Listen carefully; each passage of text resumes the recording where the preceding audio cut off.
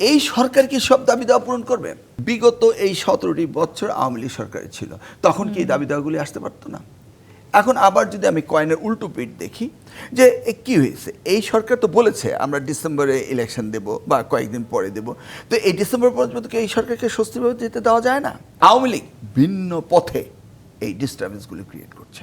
ছাত্রদের উপর অতর্কিতভাবে এই ধরনের হামলা করবার পর আসলে যমুনায় কিন্তু ছাত্র প্রতিনিধি এবং জগন্নাথ বিশ্ববিদ্যালয়ের প্রক্টরদের সাথে তাদের একটি প্রতিনিধি দলের সাথে বৈঠক শুরু হয়েছে। সেই বৈঠক কেন আসলে আমরা আগে করতে পারলাম না? কেন এই ধরনের পরিস্থিতি হবার পরে আসলে সেই বৈঠকটি হলো? এই যে আপনার প্রশ্নটি, এটি হল মূল ব্যাপারটি। শুনেন, একটি সরকারের দায়িত্বপ্রাপ্ত মন্ত্রীরা থাকেন, উপদেষ্টা থাকেন, শিক্ষা উপদেষ্টা রয়েছেন। ওনার দায়িত্বটা কি? এনিথিং শুরু হবে এটাকে অ্যাড্রেস করতে হবে। আমি একটা ইনস্ট্যান্সের কথা বলি। মন্ত্রণালয়ে বসে আছি, হঠাৎ করে আমার গানম্যানের ওয়াকিটকিতে শোনা গেল যে গণ্ডগোল হচ্ছে ঢাকা কলেজের সামনে নিউ মার্কেটে, গাড়ি ভাঙচুর হচ্ছে। তাৎক্ষণিক আমি বুঝতে পারলাম যে এই সময় গাড়ি ভাঙচুর করবে নিশ্চয়ই ছাত্রদলের কোনো একটা সংগঠন, কোনো একটা কারণে হতে পারে। আমি সেখানে আমার মাননীয় মন্ত্রীকে দৌড়ে বললাম যে চলেন আমরা যাই, লেট আস অ্যাড্রেস ইট। উনি বললেন না, আমি যাব না, তুমি যাও। কারণ আমি ছাত্র রাজনীতি করেছি, তা আমার সেই সাহসিকতা ছিল। আমি দৌড়ে গেলাম, গিয়ে তাদেরকে ডেকে বললাম যে তোমরা রাস্তায় কেন, তোমরা ঢাকা কলেজের ভিতরে চলো, আমি তোমাদের দাবি দাওয়া পূরণ করে দিচ্ছি। বিষয়টি হচ্ছে অ্যাড্রেস করবেন না কেন? এই যে বৈষম্য বিরোধী আন্দোলনের পরে যে আমরা যে সরকার পেলাম, এই সরকারের যে ক্যাবিনেট পেলাম, ওনার কি জনগণের সাথে কোনো সম্পর্কতা আছে? তাদের কি কোনো পলিটিক্যাল ব্যাকগ্রাউন্ড আছে? তারা কি বুঝে যে আমরা যদি 8 ঘন্টা অফিস করি, 4 ঘন্টা আমার বাসায় বা আমার অফিসে পাবলিক হিয়ারিং দিতে হবে? ওনাকে দিচ্ছেন? যেখানে জগন্নাথ ইউনিভার্সিটি তারা ডিক্লারেশন দিয়েছে, যে কারণেই দিক না কেন। হ্যাঁ, আমি দেখেছি ছাত্ররা সমস্ত, যেটা মঞ্জু সাহেব বললেন, আমি ওনার সাথে একাত্মতা ঘোষণা না করে পারছি না, যে এই সরকার কি সব দাবি দেওয়া পূরণ করবে?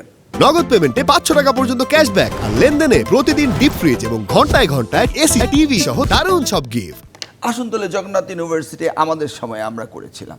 সেই সময় আমরা ইউনিভার্সিটি আমরা এইভাবে করতে চেয়েছিলাম যে প্রাইভেট ইউনিভার্সিটি না, কিন্তু সরকারি একটা ইউনিভার্সিটি করবে যেটাখানে আয় ব্যয় দুটাকে মিটিগেট করবে।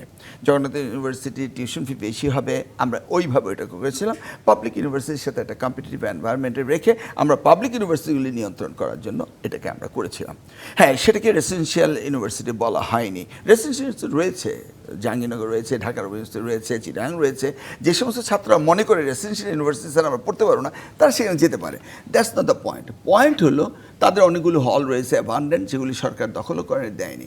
বিগত এই 17টি বছর আওয়ামী লীগ সরকারে ছিল, তখন কি এই দাবি দাওয়াগুলি আসতে পারতো না? এখন আবার যদি আমি কয়েনের উল্টো পিঠ দেখি যে কি হয়েছে, এই সরকার তো বলেছে আমরা ডিসেম্বরে ইলেকশন দেব বা কয়েকদিন পরে দেব, তো এই ডিসেম্বর পর্যন্ত কি এই সরকারকে স্বস্তিভাবে যেতে দেওয়া যায় না? আবার এই সরকারের উপর যথেষ্ট আস্থা আছে বিধায় তাদের কাছেই দাবিগুলো করছে, সেটাও তো হতে পারে। ও সারা বাংলাদেশের সব দাবি একটা ইন্টারিম গভর্নমেন্ট এখন করে ফেলবে? এইখানেই তো হচ্ছে আওয়ামী লীগ নিষিদ্ধ করার সূত্রটা। আজকে আওয়ামী লীগ নিষিদ্ধ হয়েছে বলে, না হলে তো আওয়ামী লীগ ছাত্রলীগই মিছিল করতে পারত। আজকে কেন সকল দাবি দেওয়া, কেন এই সরকারের কাছে এই সময়ের মধ্যে, এই অল্প সময়ে কি না দাবি দেওয়া হয়েছে? বিনা পরীক্ষা আমরা পাস করাতে হবে, সেটাও তো হয়েছে। কোন ডিপার্টমেন্ট দাবি বাকি রয়েছে? শুধু আপনারা ছাড়া, তাই না? এই মিডিয়া হাউসগুলো এখনো দেখিনি কোনো দাবি দেওয়া, জানি না কখন মিডিয়া হাউস দাবি দেওয়া করতে পারে। কেন সকল দাবি দেওয়া ইন্টারিম গভর্নমেন্টকে করতে হবে? কে উস্কানি দেয়? কারা এর পিছনে রয়েছে? কেন কয়েকদিন অফসর দেওয়া যায় না? 5টি কলেজ মিলে বিশ্ববিদ্যালয় বানাতে হবে। ভাই, বিশ্ববিদ্যালয়ে কি আসন সংখ্যা কম হয়ে গিয়েছে? ভর্তি হওয়া যাচ্ছে না? যে আমার ওভারফ্লো হয়ে গিয়েছে আমাদের মানে আসন সংখ্যা নিয়ে ভর্তি করানোর জন্য? তাহলে কেন এই সময়ের মধ্যে, আরে যেই ছাত্রগুলি রাজপথে নেমে বিশ্ববিদ্যালয় বানানোর সংগ্রাম করলো, এই বিশ্ববিদ্যালয়ে প্রতিষ্ঠিত হতে হতে তো তার ছাত্রত্বই চলে যাবে, সে কি ভর্তি হতে পারবে? তো এই যে অতিরিক্ত দাবি দেওয়া, এই সরকারকে আনস্টেবল করা, এই সরকারকে কোনো অবস্থাতেই তার সুস্থভাবে কাজ করতে না দেওয়া, অপরদিকে সরকারও এগুলিকে অ্যাড্রেস করছে না। আমি এডুকেশন মিনিস্ট্রির কথা বলবো, তাদের জন্য এটা অত্যন্ত সহজ ব্যাপার। কেন বরিশাল ইউনিভার্সিটির ভিসি প্রো ভিসি ট্রেজারকে উইথড্র করেছে? কুয়েটটা সেইভাবে তারা সমাধান করলে পারতো, জগন্নাথটা সমাধান করলে পারতো। Let them go and address. কেন শিক্ষা উপদেষ্টা জগন্নাথ বিশ্ববিদ্যালয়ে গিয়ে অ্যাড্রেস করলেন না ছাত্রদের সাথে? সারা ঢাকা শহরের মানুষ অস্থির হয়ে রইল। আমি নিজেও 4 ঘন্টা আটকে ছিলাম।